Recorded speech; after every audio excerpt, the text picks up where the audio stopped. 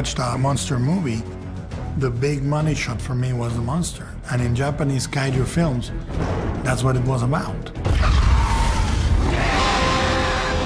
That word, kaiju, means monster in Japanese. The kaiju is a classic Japanese genre. Giant beasts and monsters that have all kinds of different characteristics and shapes and sizes. Kaijus in Japan have many, many forms. And we wanted to stick to the basic groups of kaijus that would be based on life forms that exist on Earth. We tried to echo real animals.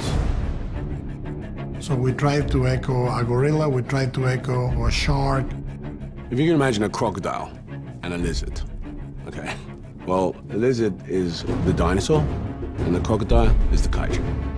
Huge, grotesque, much more fierce. They're just as good in water as they are on land, so they'll dive under the water and come up and break the ship in half. It's pretty brutal. The moment you saw them on the screen the first time, you knew that they were deadly. They were capable of destroying the Jaeger. One of the rules I gave to the kaiju designers is I wanted to think how a man in a suit would fit in there.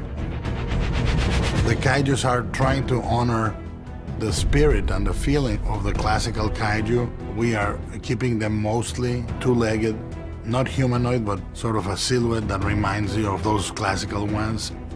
And every week we would do an American Idol. Once we liked the kaiju and we logged into it, and we would eliminate silhouettes.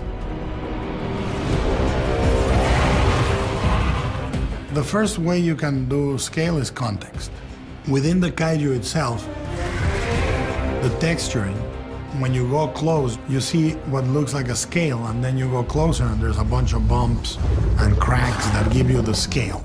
If you do a close-up in a 6 foot, 7 foot, 8 foot tall monster, you know, you never get that close. You never get the sense of texture that you get with a kaiju.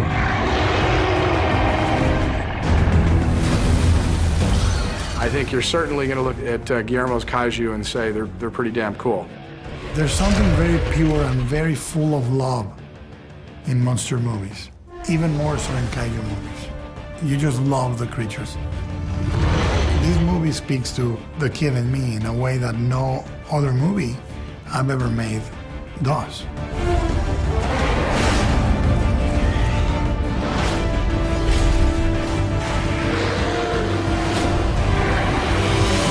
Pacific Rim.